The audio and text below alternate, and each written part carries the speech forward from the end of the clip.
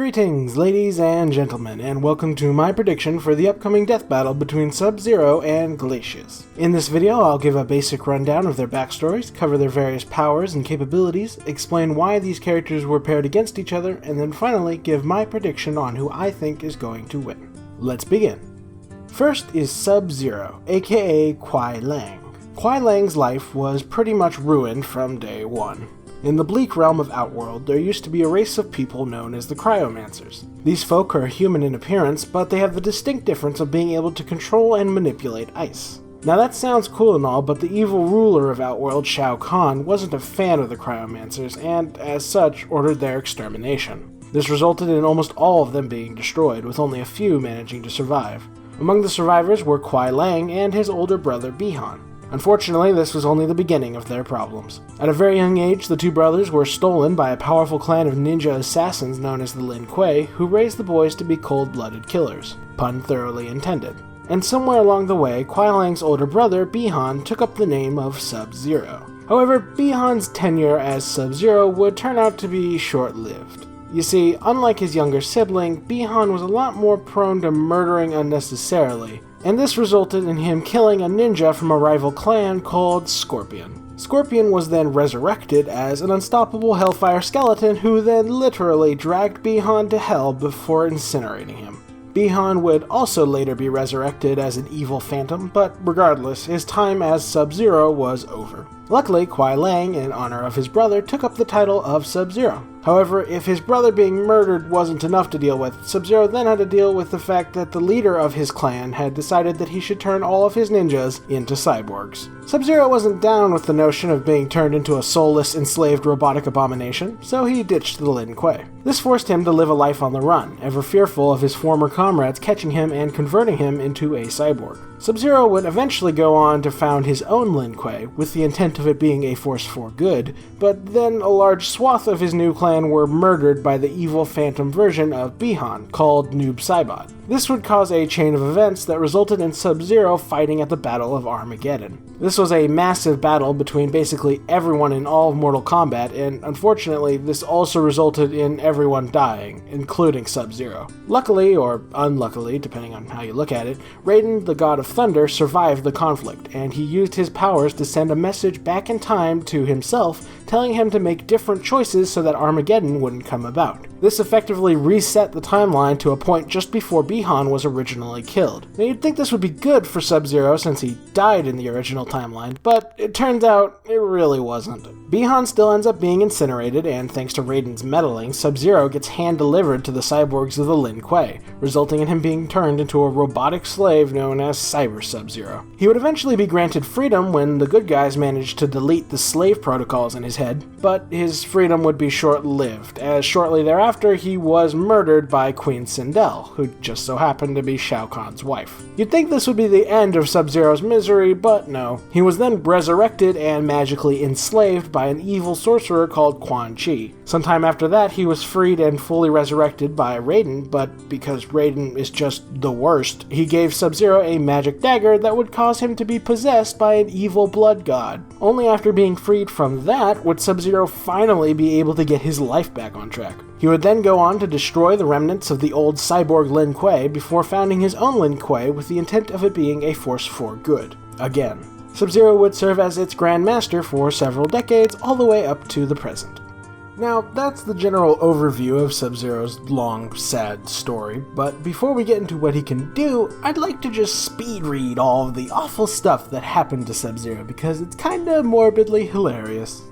His entire race was nearly exterminated, making him a member of an endangered species. He was then kidnapped by evil ninjas who trained him to be a killer, and then his only remaining family was incinerated. The people who raised him were then turned into robotic slaves that want to do the same thing to him, forcing him to live a life on the run. When he finally manages to found a new clan, they get slaughtered by the resurrected evil phantom of his brother. He then gets murdered at Armageddon, only for his entire life and all he's accomplished to be undone by Raiden. He then gets turned into a robotic slave. He's then murdered. He's then resurrected, only to be turned into a magical slave. He's then freed, only to be turned into a blood slave.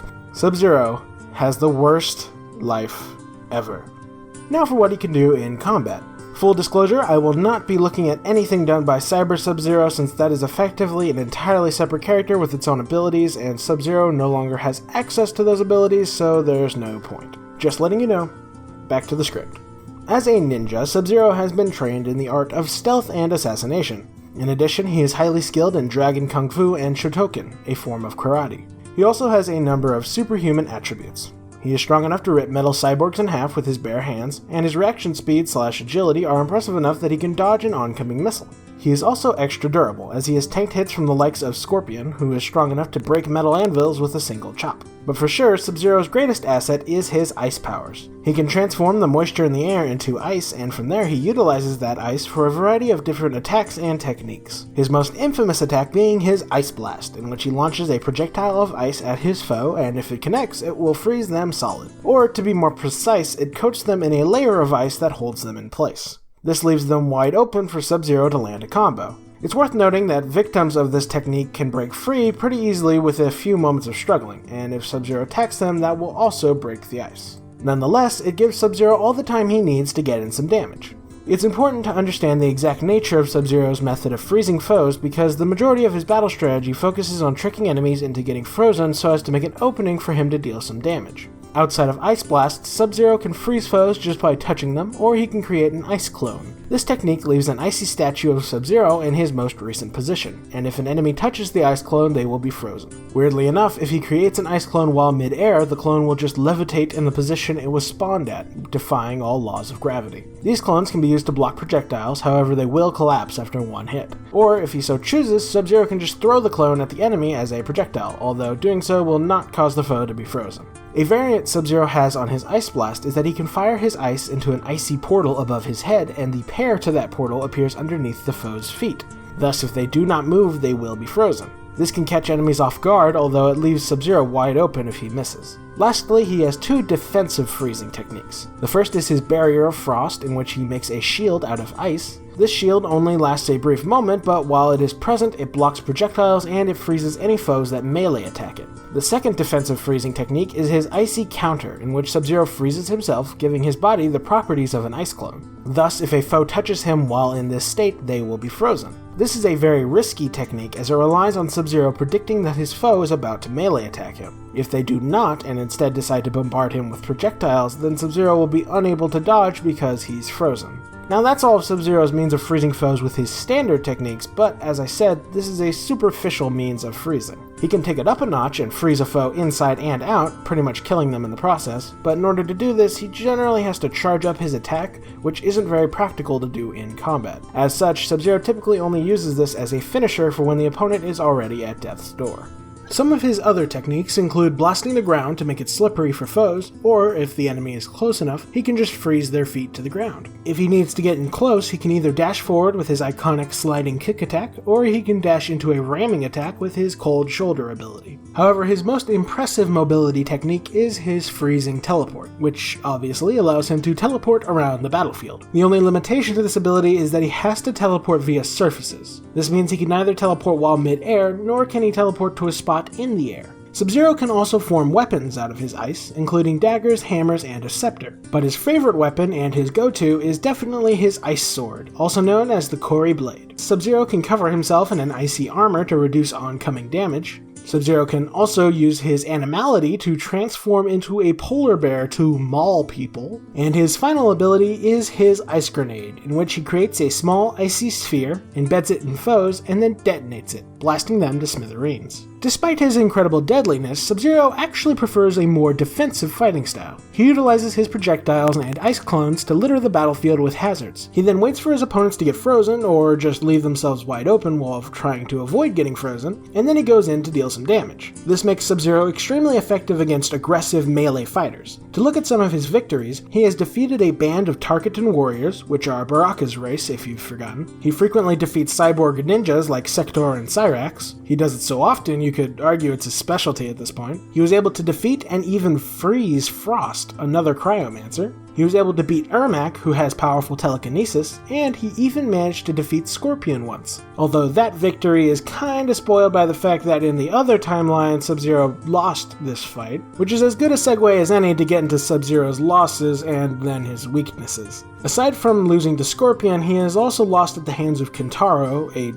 giant four-armed cat person, and most significantly, he's lost to Noob Saibot, who is, if you do recall, the resurrected phantom of Sub-Zero's brother, Bihan. weapon. In terms of weaknesses, his Ice Blast has a pretty major flaw in that if it's blocked, it does nothing. It doesn't deal damage, and it doesn't freeze them, and it can be blocked by anything, be it a weapon or just the person's arms. If it doesn't score a direct hit on their torso, then it does nothing. This lends itself to another of Sub-Zero's main weaknesses, which is that he lacks effective long-range weaponry. When up against a foe that likes to hang back and blast from afar with projectiles, Sub-Zero is forced to take a more aggressive approach, as his projectiles just don't stack up. To his credit, Sub-Zero is certainly quite capable of fighting aggressively, but it's still not his preferred fighting style. And while Sub-Zero is certainly a capable fighter, he doesn't have the best track record when it comes to being tricked. I mean, he's been manipulated and then enslaved by, like, everyone. Furthermore, Sub-Zero's ice powers have very clear limitations. He can conjure ice into existence and then use that ice as a weapon, but he cannot control ice that already exists in the environment, or is created by other people. And lastly, while he is extra durable, he is still a mortal man, and thus capable of being harmed and killed by plenty of mundane things, such as being stabbed.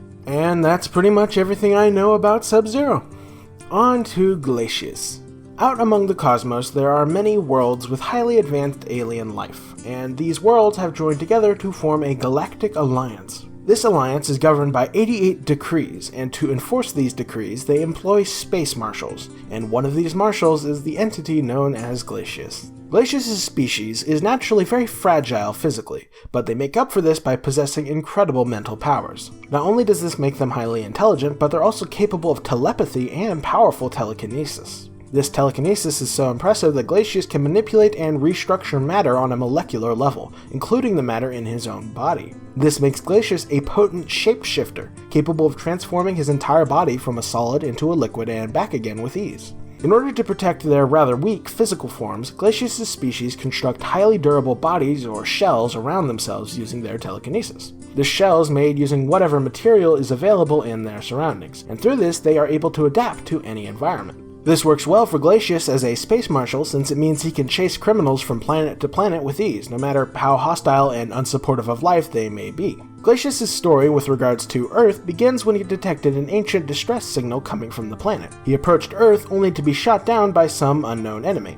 His ship crashed into Antarctica, and while Glacius survived, his shell was broken, forcing him to build a new one from what was available, which in this case was ice. And while it didn't take Glacius too long to reform, in that time someone had stolen vital components of his ship. Glacius knew that his technology was far too dangerous for such a primitive planet to have access to, so he set out to recover his lost tech. He eventually did this while also defeating anyone who dared challenge him in the process, but his time on Earth had endeared the planet to him, so he decided to stick around and protect it from a few interdimensional threats.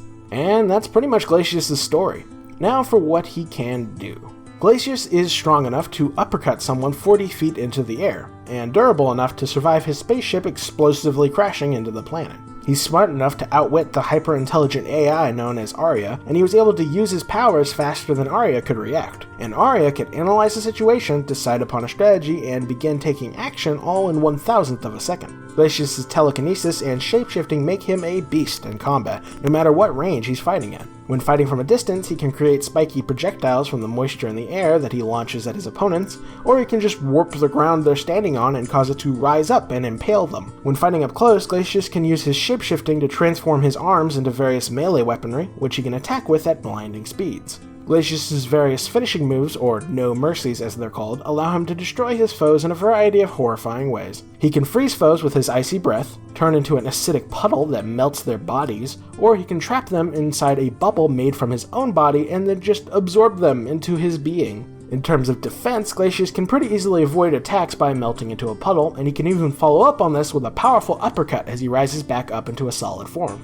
In addition, he can coat his entire body in an extra layer of defensive ice armor to reduce incoming damage. In terms of mobility, Glacius is a pretty slow walker, but he somewhat makes up for it by being capable of flying via his telekinesis. Glacius' main battle strategy is a defensive one. He prefers to utilize his projectiles and telekinesis to destroy foes from afar, and should he be forced into a melee situation, he will very quickly use his shapeshifting to try and build some distance between him and his foes. Now for his victories. Glacius was able to defeat Riptor, a creature with the killing power of a dinosaur, the intelligence of a human, and cybernetic enhancements to boot. Glacius was able to defeat Spinal, an undead skeletal pirate wielding various supernatural powers, including the ability to summon other undead and teleport. Glacius defeated Sadira, the leader of the most powerful clan of assassins in the world, and she has access to superhuman spider powers such as creating webs. Glacius defeated Chief Thunder, a Native American warrior that can summon lightning and who has also proven capable of defeating Spinal. Glacius was able to defeat TJ Combo, a genetically enhanced boxing heavyweight champion who has also defeated Riptor and Spinal and a Mark I Fulgore battle cyborg. And most impressively, Glacius was able to defeat Cinder, a superhuman half-alien that can control and use explosive plasma as a weapon. Cinder is also one of the best special forces soldiers in the world. Now for weaknesses. Glacius does not appear to have any canonical losses in terms of duels, at least as far as I can tell, but he does have weaknesses.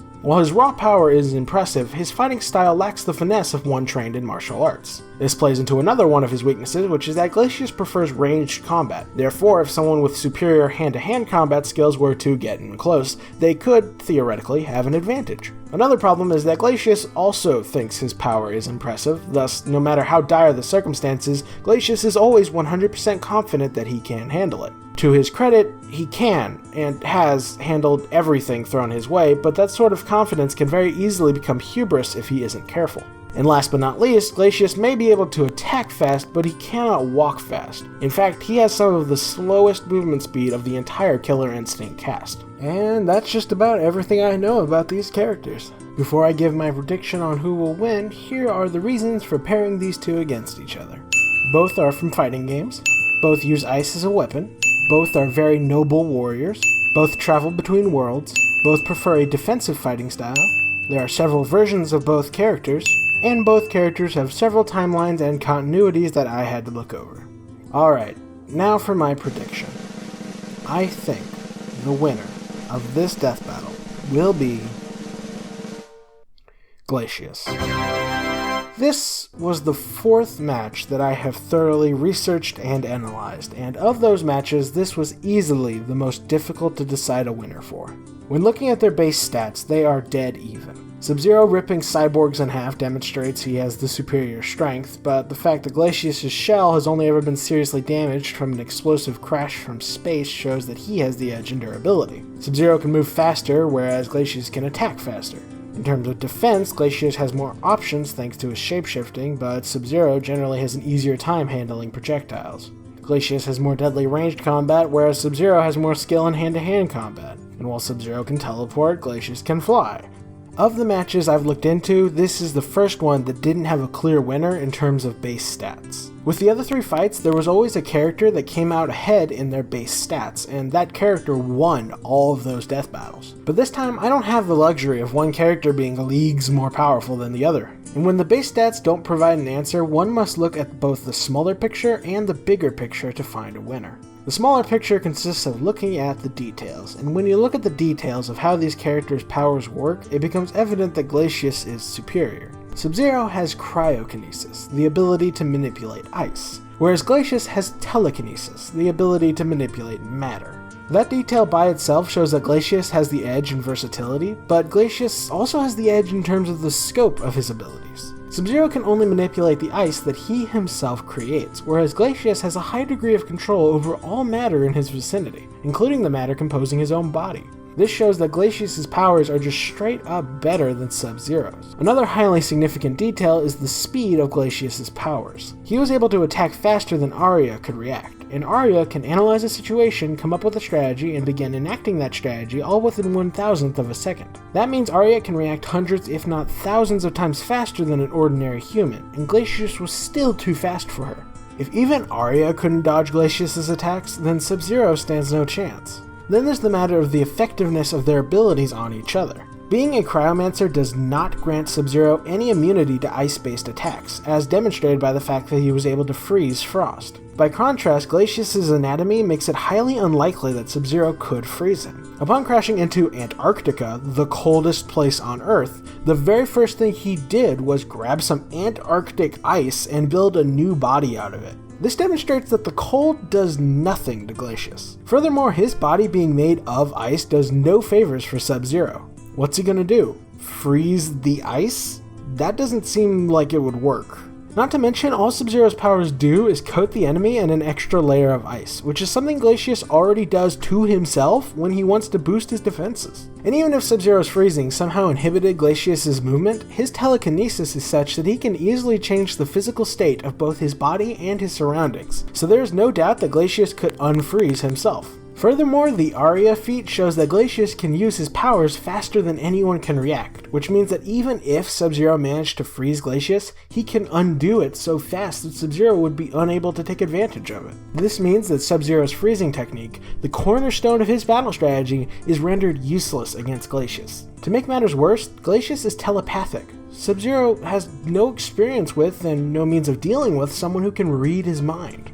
Then there's the matter of the big picture, specifically who Sub-Zero has lost to and who Glacius has defeated. Sub-Zero lost to Noob Saibot, and the defining characteristic of Noob's fighting style is that he uses powers and techniques that are bizarre and unpredictable. This shows that Sub-Zero does poorly against foes that he cannot predict the actions of. This makes sense considering that Sub-Zero's battle strategy is focused on controlling and limiting the actions his opponents can take. Not to mention the fact that Sub-Zero has an entire special ability, his Icy Counter, based around the idea of predicting his opponent's attack. This is a problem for Sub-Zero against Glacius because Glacius is unlike anything Sub-Zero has ever fought before. Sub-Zero may have beat Ermac, who also has telekinesis, but Glacius' powers are on a whole other level, and furthermore, Ermac is not really the greatest fighter. He has lost to most of the named characters he has fought. More importantly, Sub-Zero has never fought a shapeshifter, and even if he had knowledge of shapeshifters, the few that exist in Mortal Kombat have nowhere near the same level of prowess at shapeshifting as Glacius.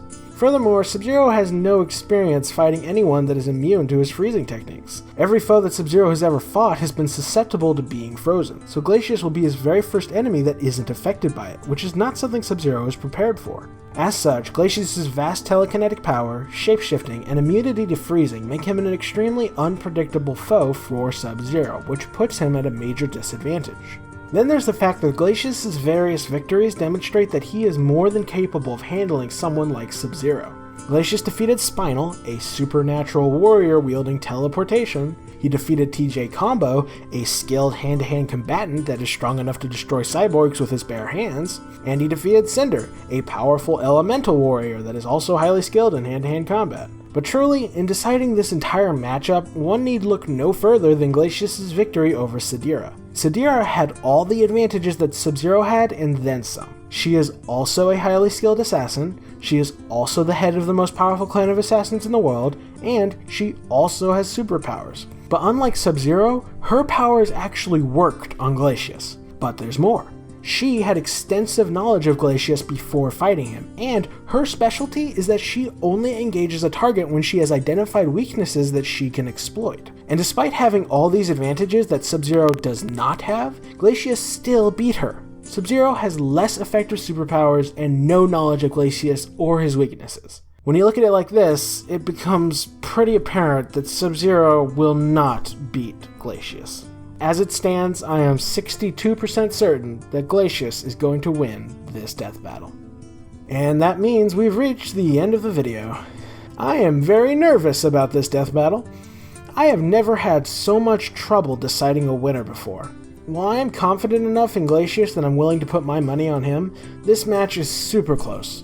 Like with the other matches I researched, I would have been dumbfounded if the other character that I wasn't betting on had won, but not this time. If Sub-Zero wins, I will not be shocked. This match is close enough that if I made just a few mistakes in my research and analysis, it could very well sway in Sub-Zero's favor. I think I did everything right, but only time will tell. Regardless, I hope you guys enjoyed my prediction. Like if you enjoyed the video, comment if you got something to say, subscribe if you want to see more, and as always, have a fantastic day.